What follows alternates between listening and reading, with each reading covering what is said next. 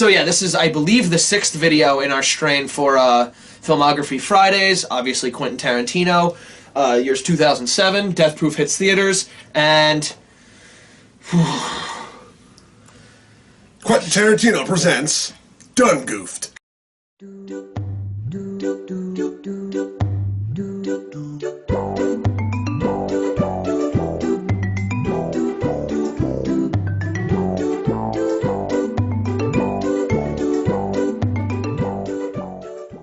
I do like the beginning opens with the Kill Bill jingle. Yeah. Our feature presentation, which in my opinion, not only... Didn't Jackie Brown start with that? No. I don't think so. I don't think he started doing that. I think it helps the Pixar theory, because A, it ties this movie into the other movies, and B, I also think it helps another theory. He said his movies are a thing, though, so... Yeah. You get that, and then there's also the theory of Kill Bill not being a real thing, being the pilot that Mia Wallace from Pulp Fiction talked about being in. The pilot that Uma Thurman talked about. She, where she was the character. And there's also something else in this movie later that helps the theory, so we'll get into that when we come to it. And speaking of tropes, speaking of Tarantino-isms, speaking of things that are in Tarantino movies, because we're going to be doing that a lot. He said, fuck it, and started with feet. There's something interesting about the shot that they start with for Jungle Julia, where she walks in. You know what? I'll say it now. It's the worst fucking name I've ever seen in movies. Period. Jungle fucking Julia. Get prepared to see it 5 times in a row, every street. Yeah, like 8 billboards. They're all Jungle Julia. How much money does this bitch have as a budget? Yeah. The shot of her like laying down and she gets in the exact same position as like the elegant portrait up top. It's just a weird shot that doesn't have a purpose. It just really works, I guess. I guess being useless is a negative, but at the same time, there's nothing like distracting from the movie about it. It's just a nice little pleasing eye candy shot, I guess I'll call it. Speaking of eye candy, the film grain. Yeah, that was a nice choice. Beautiful. I think the film grain, and that was done by hand. They went back in and painstakingly added that, and I think that is just... Instead of doing the easy way out and just finding an old camera. Perfect little touch. Well, even then, you don't get grain from it. You get grain from rewinding, and you get grain from age. You don't get grain from specific like that. It's honest to God the only thing that made the first half even watchable. Oh, I completely agree with that. Don't look at the characters or anything that's going on screen. Just watch the film grain. Just kind of zone out. I even said it, like, because of these characters, 8 minutes into the movie, I already think this is the worst Tarantino movie.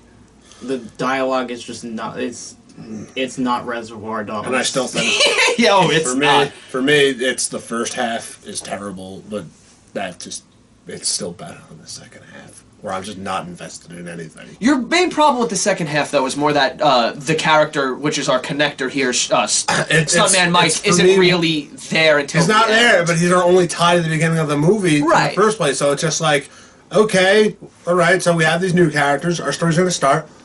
What the fuck's happening? The structure of this movie is awful. Happening. Playing devil's advocate here, the 4 girls at the end have more time to actually expand as characters, which is why we probably like them more as characters than the first group of women. That being said, you can't have Mike come in and start with them early, because then you don't have the time to do that. Yeah, it just felt like he was going for like an old B movie, but like... Oh no, it's Stuntman Mike in the beginning feels like he's like a kind of serial killer, and then like he doesn't even do that again in the movie. Well, because... He fails, and then nobody else dies. It's like... You just went more non-linear than this movie. I definitely think there's a level of accident that comes with making a B movie, and trying to make one just doesn't... Yeah, you don't try to make a B movie, you just make one. Yeah, you have just like you don't try to be Kurt Russell and drive by Whack Off with the butterfly in the parking lot. You just do. Yeah, you just do. Kurt Russell is probably the most B-movie thing in that whole movie. Chicken shit. He's the only one trying. Yeah, he's the only one actually. And then he starts really talking like John Wayne, or like he was in that movie.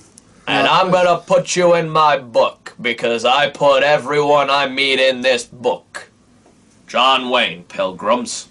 You just have this weird lap dance thing that they put in there that involves him with them. That's their way to connect them. The character, like they spent all this time building. She's a prude character. Yeah, she's a prude. Then she gives this 10-minute fucking professional lap dance to this guy. How are you a prude dancer? I don't.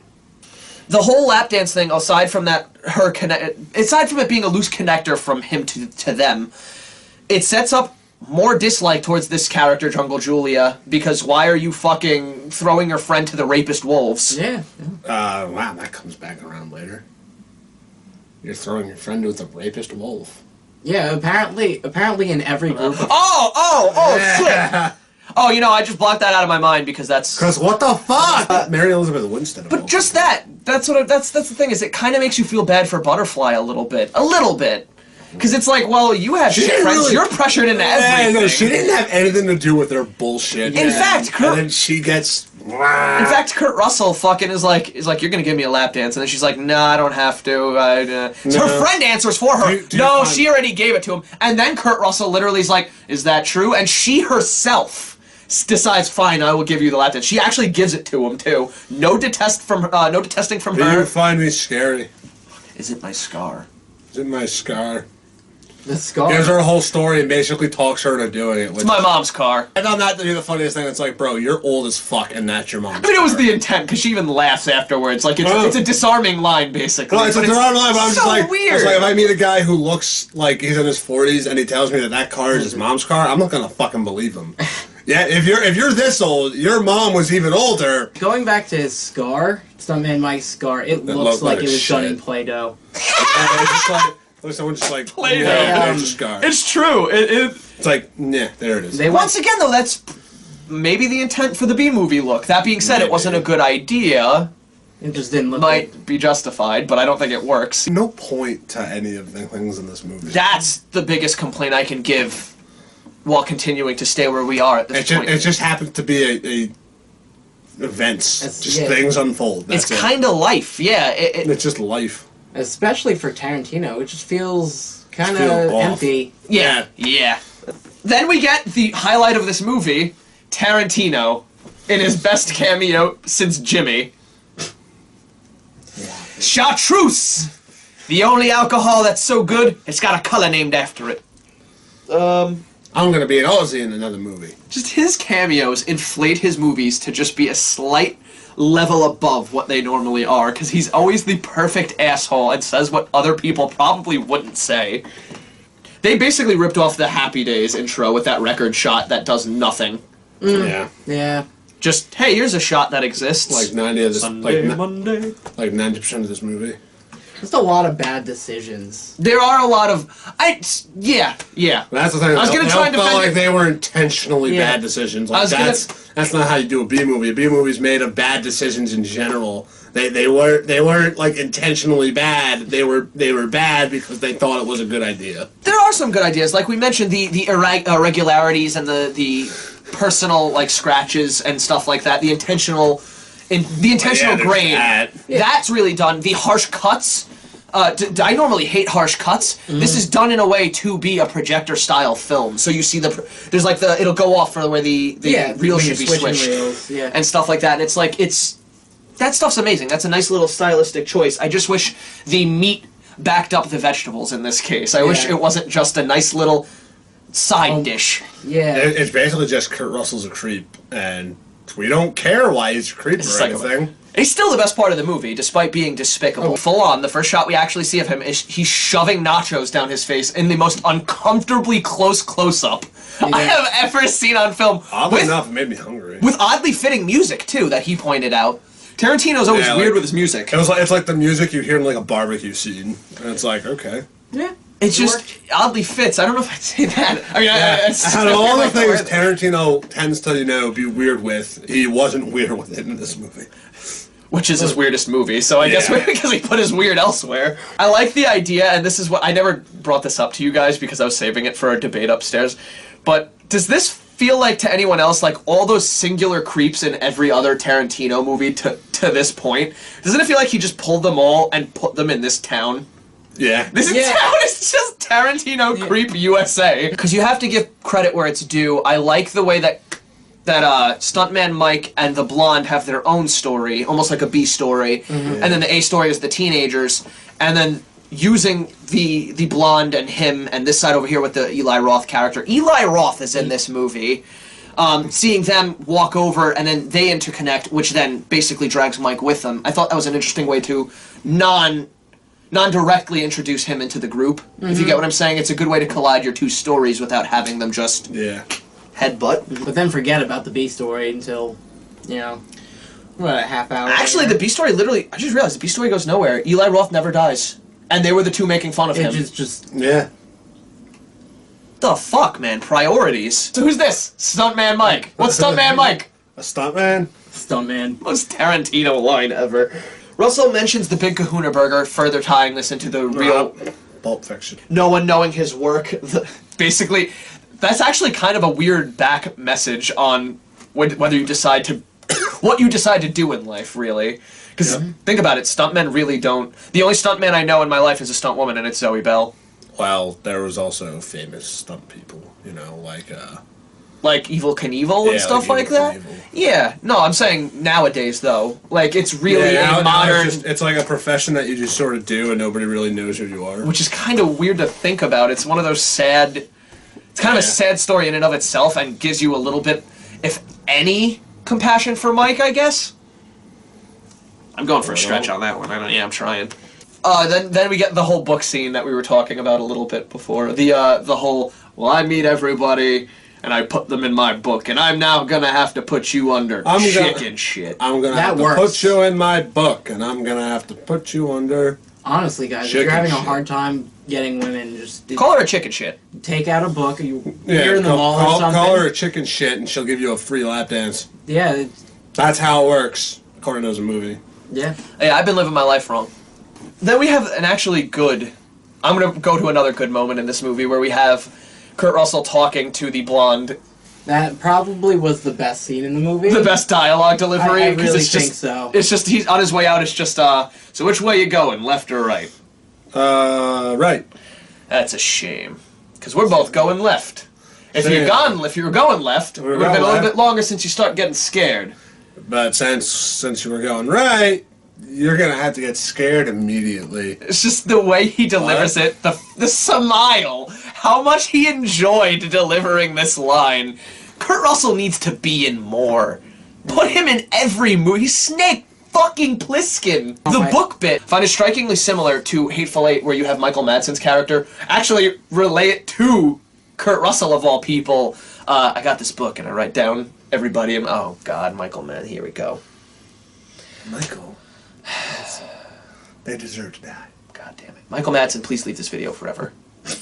I banish thee. Go back to Free Willy where you're semi-enjoyable. Yo, this random bitch who didn't want to give me a lap dance but did anyway, you're dead. But it's interesting because he kills her and he's still more likable than the 3 of the 4 women in the other car to me. That is true. Which, not really good filmmaking. Yeah, and even then, he's still not really well developed. Speaking of this scene... We get he's a stuntman, okay. This scene, I feel like it's very, very little payoff, especially for a B movie. What we want to see is the action and the violence, some hyper violence, especially from Tarantino. And we get like 3 minutes maybe of anything in the first half. No, that's a real fair point. It's actually funny because we got more hyper violence in Following than we got in the beginning of this movie. Following was a better Tarantino movie than... It's true! Then you have that shot of them playing chicken, but nobody's gonna move, and they both wind up crashing, the girls and Kurt Russell. And it's really weird. They're not paying attention to the road. And that's what I want to bring up. They're not paying attention because the music is playing on the radio and they're going, Who actually does that? Is that a real... Am I wrong? Is that a real thing? Nobody. I don't think that's a real thing. They're probably intentional for a B movie. Aren't we about to start headbanging to, like, pop? Oh, yeah, that happened in the bar. Yeah, that happened in the bar beforehand. I was like... But it's Jungle Julia. You're listening to fucking pop music. What the fuck? And in the car, which they play probably one too many times, though you get a good angle from everyone in the car, and I actually kind of do like that, so... I don't know, and I really rate that at this point. That being said, the leg... Oh! Oh, yeah. The prosthetic... Oh, the meat hitting the ground and everything was just perfect sound design. I was still wondering, what the fuck cut the leg off there? Was it just the force? Door, yeah, the force of her going forward and the door being there, just ripped off, and I was like, it just looked like her leg flew off to me. I was like, okay. It pretty much did. Like the Force just sliced her leg. You know, we forgot to tell you, but Jungle Julie is a leper. In this car crash, you have 4 women and 1 guy. Floor women? Well, you do have 4 women. You have 4 women, though, and 1 guy, Kurt Russell, and they hit, and they managed to do the obligatory Wilhelm scream in every Tarantino. Oh, yeah! Yeah, so Kurt Russell... Who did that? Kurt Russell? Kurt Russell. He's... We have pinpointed the origin of the Wilhelm scream. It is Kurt Russell. So, interesting enough to bring up, after that, it transitions to a whole different movie in Tennessee, and it's part 1 and part 2. It's 2 different movies. It's one in Texas, which is the setup and introduction of Stuntman Mike, and then the second one is the setup and introduction of our actual main characters and the foil to Stuntman Mike. And they don't mesh well at all. They're completely random. That being said, they're classic Tarantino in the way because the chapter breaking, it just hit me. He always breaks his stuff up into chapters divided in time, and it kind of gives it a little more Tarantino vibe. Well, get ready for the most boring part of the movie for like, what, 15, 20 minutes? We're just talking about hot guys, and I'm just like... Look, I get it. Can we move on? Yeah, no, I get it. It's clearly speaking to, or trying to speak to women in the audience. I'm just like, oh my god, can we fucking move on? Can we do something for both of us, maybe? Oh, remember that the 2 cops? The cop and his son? Yeah. Oh, yeah, the whole time? Oh, yeah, I forgot about that. Get your fucking hands off your hips already, guys! The entire time they're on screen, hands on hips. The whole Rosario Dawson with her feet out the window unnaturally. She's an actress who's dressed up like a fucking cheerleader for like a photo shoot. Mary Elizabeth Winstead. Rosario Dawson gets creeped on by Russell. He plays with her feet and then licks her toes. Licks her toes. Tarantino. And that was actually a trimmed scene. Else. That was trimmed? That was a trimmed scene. That got creepier. The Kill Bill L whistle when they're in the supermarket in that exact parking lot plays, and that's what I mentioned earlier. That's the tie-in. That makes it a little bit more of a theory that kind of confirms that canon, that movie exists within this realm. The pictures being taken of the girls walking up, and you just, instead of the full-on camera shot, you just see his camera, basically, and it's just really nice, serene, child-friendly music, and it's just a horrifying image of him taking uncomfortable pictures. Yeah, that was really one of my favorite shots of the movie. Yeah, I really liked it. But like one of the coolest shots. The whole Rock speech in the car is really weird. The Rock, The Rock. It's not even The Rock. Yeah, it's literally all Plumber, I believe. This plumber who looks like The Rock. But it's weird because we're mentioning The Rock, and all it does is make me want The Rock in a Tarantino movie. Oh god, that's gonna happen now. A Tarantino buddy cop movie with The Rock and Sam Jackson. Think what I'm thinking? Aim for the bushes. Pulp Fiction 2. Zoe Bell, I think her playing herself in this movie, there's a good and a bad part to it. The good part is she does her own stunts. You don't. New Zealander. I actually love her as a person. I really want Zoe Bell in more things. The bad part, this was obviously earlier on because she kind of she kind of has a little weird line delivery, and she's constantly doing this face, and it just stiff. She is stiff. That's what I mean by weird line delivery. But yeah, it's just all culminates in a slightly weird performance, but. Still love her character, still love Zoe Bell. The characters are more interesting in the second half. Yeah. In my opinion. They're boring. They're not as boring as the first group. I couldn't get attached. They're just like...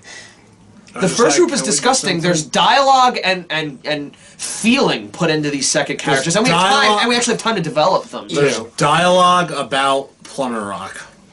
Well, that's the beginning of it. The whole motherfucker. You missed a lot of it then, because there was a lot of there's a lot of Zoe Bell and Kim having a lot of stories about their past. There was a lot of touching about their bullshit. But it's not all bullshit. Besides, bullshit is how you expand upon a character. I just couldn't, like, they already lost me with their boy talk, and I'm just like... And still, like we said before, the dialogue is just not on point. Right, for Tarantino, absolutely. It's okay. There's no philosophy or anything being talked about here. We do get a little of it later. No difference. In a diner, nonetheless. Yeah, no difference of opinions on much. But once again, it's not all that. There's the whole thing with... It doesn't matter if it's later because they already lost me when they wouldn't get off of it for fucking 15 minutes. But in all fairness, I think that's on you for giving up quickly because I wasn't giving up quickly. I was waiting for something to happen or something to be said and just it never came. There were a lot of points where I feel like you weren't paying attention because of the bullshit beforehand. I was sitting there thinking, when's the fucking movie happening? I'm like, what does this have to fucking do with Stuntman Mike? What does this fucking have to do with him killing people? No, you're right. But that's not the story. The story is the story of comeuppance. My main point in saying that is I feel they've had more time to put stuff forward. They do have a little bit more bullshit at the beginning, but you don't get anything good out of the first group of women. I feel the second group get a little bit more. The problem is the first group of women get a comeuppance. The second group of women, they're doing the comeuppance, and they're still horrible people. I think I will remember the faces of the women in the seventh. That's group. all. I remember all of their faces. Zoe Bell, Zoe Bell being Zoe Bell. There's no development needed there. I hardly even remember their fucking names. Literally Zoe. The only name I remember in this fucking movie so far is Stuntman Mike. It's because his entire arc is the point. It's his comeuppance. His comeuppance for like the first 20 minutes. And what he does beforehand, because the cops obviously know his record. Either way, it's just like, okay, we're gonna see more of this guy. Nope. No, yeah. Okay, he's our antagonist of the fucking movie. You don't even see him like more than like what, 5 scenes? Moving on to a different negative, I do have to point out, I do think this is the most standard Tarantino shot movie. There's no special, like, real special shots. The most special one we got was the Happy Days record spin, which didn't work anyway. The camera. With the girls coming Yeah, but it's still a standard just shot. Yeah, the diner scene was just like, this is the exact Reservoir Dogs scene. Yeah, that was the most flashy shot we got, too, which is weird for a Tarantino movie. Shot of Zoe Bell buckled to the car hood. You know what? Let's talk about the Mary Elizabeth Winstead first.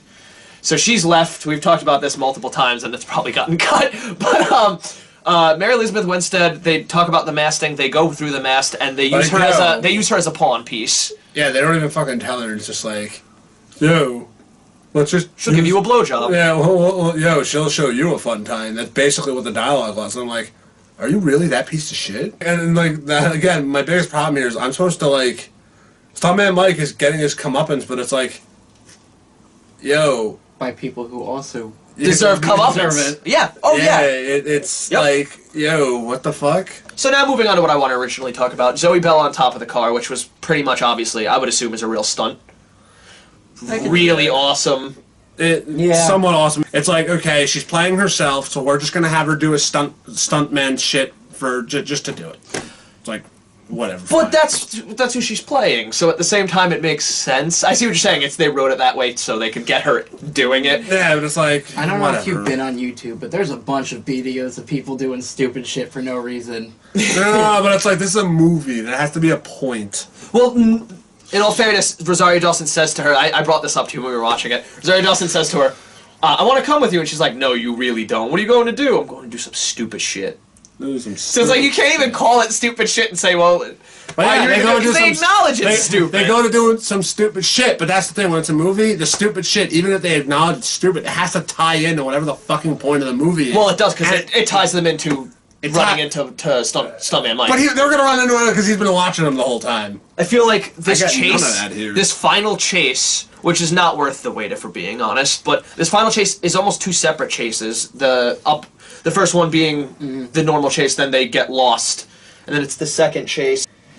He is taking it a little too seriously, Russell, which is making this semi-enjoyable. Yeah. But the chase itself doesn't feel like a fair payoff for the movie that I just sat through. Am I alone on that? It's just like, again, the whole movie's a slog, and I'm like, all right, so he's chasing him now. When are we going to see the real shit happen? Now he's just bumping into him occasionally. Well, that leads to my favorite Kurt Russell line: "Get ready to fly, bitch!" Yep.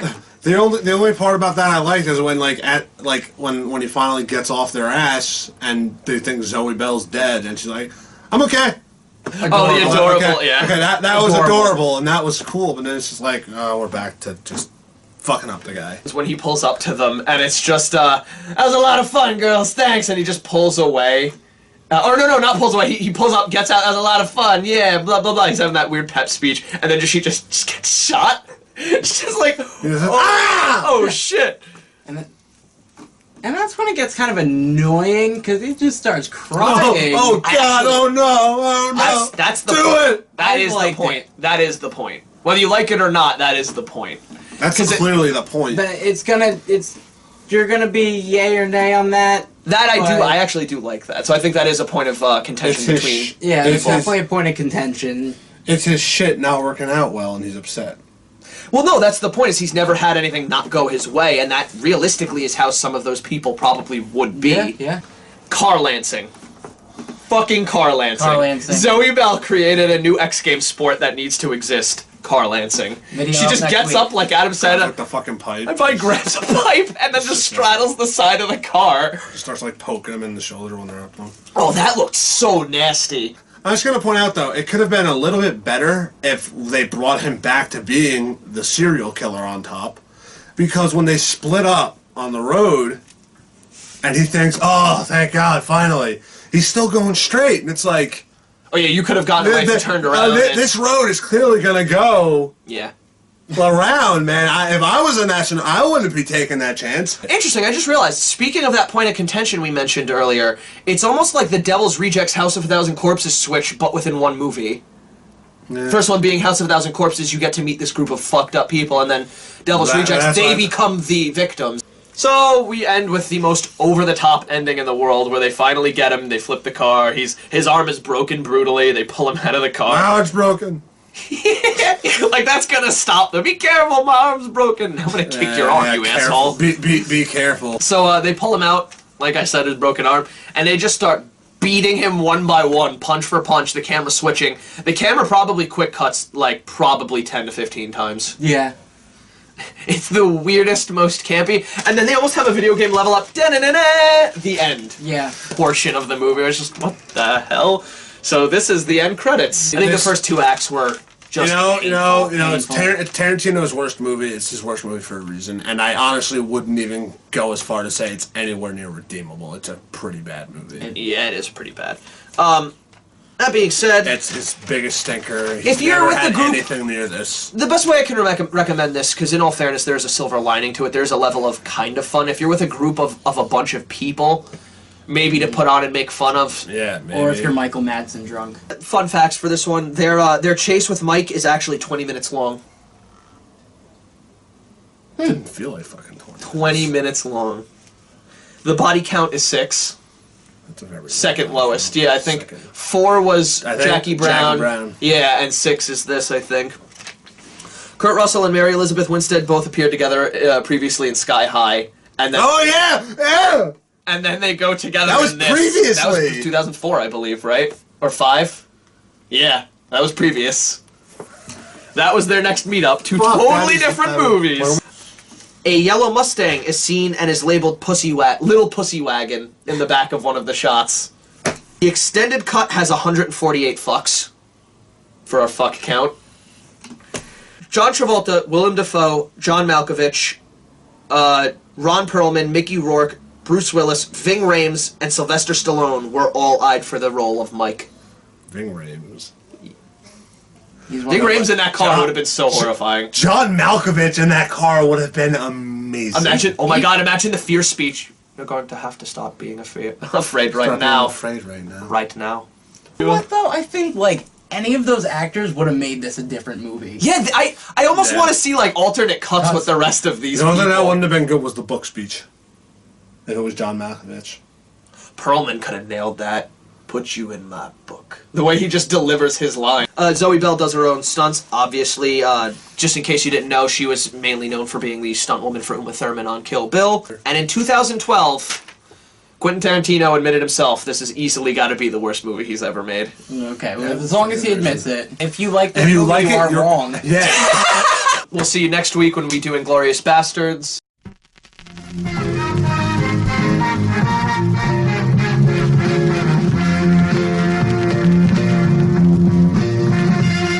Blowjobs. They get you out of everything.